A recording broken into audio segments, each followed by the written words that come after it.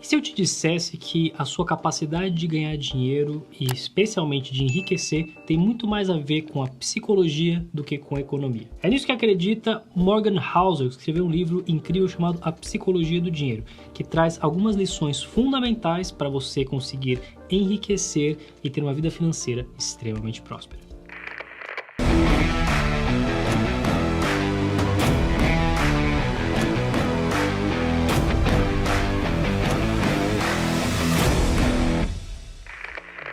A primeira lição fundamental do livro é: tenha clareza de o que é o bastante. Ele conta uma história de um bilionário que estava dando uma festa e um autor chamado Joseph Heller estava ali presente. Estava ali com um amigo dele e tal, e o amigo dele conversando com esse cara que é um escritor, falou assim: ó, esse anfitrião aqui, que é um gerente lá de um fundo de investimento fodástico e tudo mais, esse cara ganhou de bônus aí muito mais do que você ganhou com o seu livro a sua vida inteira. E esse autor olhou e falou: bacana. Mas eu tenho uma coisa que esse cara nunca vai ter. Eu tenho bastante.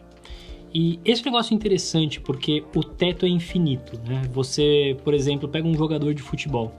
Sei lá, se um cara que for muito ruim, mas ruim mesmo, o cara, dependendo do que, se ele jogar num time da Série B, o cara talvez consiga um salário de 30 mil reais. E cara, 30 mil reais é um baita salário.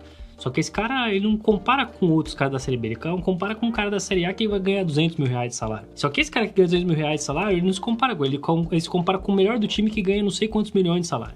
Só que esse cara não se compara com ele, esse cara se compara com o Messi, com o Cristiano Ronaldo, que ganha não sei quantos milhões de euros de salário. Então o ponto é o seguinte: sempre o teto vai ser mais alto, sempre vai ter alguém que ganha mais do que você. E a sua capacidade de fazer com que o seu padrão de vida pare de crescer é uma das principais estratégias que você pode ter para conseguir ter uma vida financeira muito saudável. Depois de um certo nível de renda, o que você precisa está logo abaixo do seu ego. E quanto mais você conseguir aceitar isso e cultivar a sua humildade para fazer com que o seu padrão de vida pare de crescer, especialmente para sustentar o ego, as aparências e muitas outras coisas, mais rápido você vai conseguir conquistar muita prosperidade na sua vida. Lição número 2, riqueza é o que você não vê. E essa talvez seja a lição mais mágica desse negócio, né? Porque é engraçado que as pessoas, quando elas pensam na vida de um milionário, o que elas costumam pensar? Costumam pensar num cara gastando uma tonelada de dinheiro, num cara um puta carro caro pra cacete e tal. Só que, quando você vê uma pessoa num carro que custa 500 mil reais, o que você tem certeza é que esta pessoa está 500 mil reais mais pobre porque ela gastou o dinheiro que ela tinha para ter um carro caro pra caramba. E é um pouco irônico o negócio, né? Porque quando as pessoas falam que elas querem ser milionárias, na verdade, o que elas estão dizendo é que elas gostariam de poder gastar 1 milhão de reais. O que é basicamente o contrário de você ser milionário. Você ser milionário é você ter 1 milhão de reais e não gastar este dinheiro. Então, eu acho que tem duas lições interessantes aqui dentro dessa ideia. Uma delas é a de que é super importante a gente ter a clareza de que ser milionário e você ter dinheiro, você ter prosperidade, tem muito mais a ver com o que nós não gastamos do que com o que nós efetivamente gastamos. E mais do que isso, o quanto as aparências enganam. Aquela pessoa que vive uma vida de luxo, que gasta dinheiro à torta e à direito, talvez esta pessoa não seja tão próspera quanto você imagina. Lição número 3. As coisas não irão de acordo com o plano. E esta talvez seja a maior dificuldade do planejamento, né? Se você já tentou fazer um planejamento financeiro, você sabe do que eu tô falando. Você vai lá, planeja todas as coisas certinhas e aí alguém fica doente, alguém bate o carro, alguma catástrofe acontece e você tem um monte de caos na sua vida que faz com que o plano seja desviado. E realmente, o caos é uma coisa meio inevitável. As coisas não vão sair exatamente do jeito que você imagina. Mas no longo prazo, a tendência é que as coisas se normalizem. Quando você olha, por exemplo, aqui para a performance das ações, do mercado de ações, você vê uma crescente média muito clara.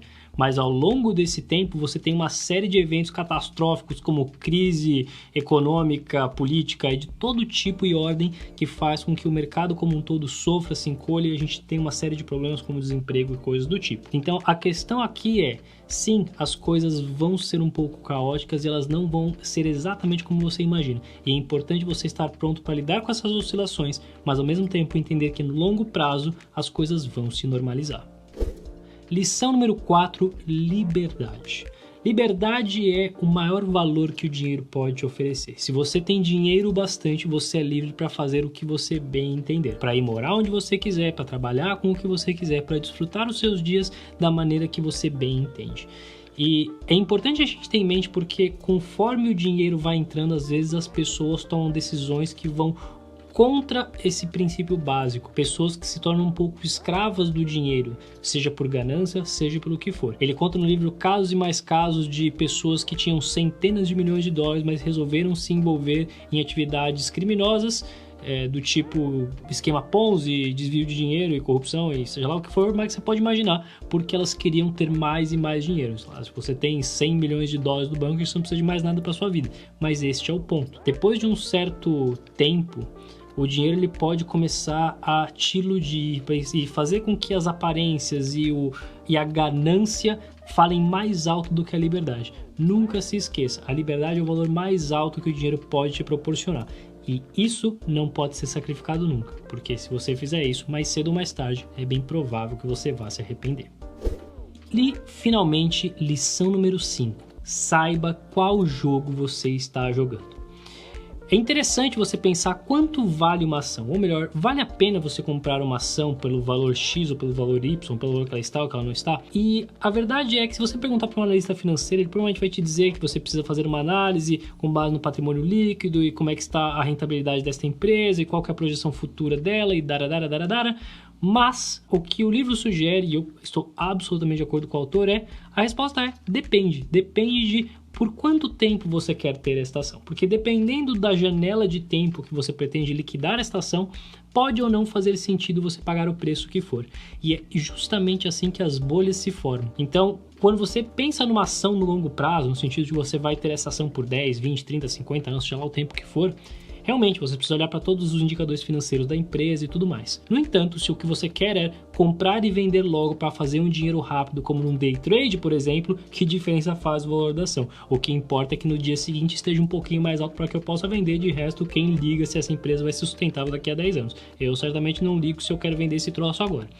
E o problema é que quando você tem um jogo de curto prazo em que você começa a inflar e esses ganhos de curto prazo começam a descolar demais do valor real e da rentabilidade de fato de uma ação no futuro, o que mais cedo ou mais tarde acontece, que quando você tem uma flutuação financeira macro relevante, você vai ter esta bolha estourando, como já aconteceu algumas vezes ao longo da humanidade. Então, assim, cuidado ao receber conselhos financeiros de outras pessoas, cuidado para entrar no embalo de criptomoedas ou de NFTs, ou seja lá do que for. Saiba qual jogo você está jogando. Você está jogando o jogo do eu quero vender mês que vem para ganhar um dinheiro rápido, ou eu quero manter isso por 10, 15, 20 anos para você conseguir ter uma rentabilidade futura que faz sentido.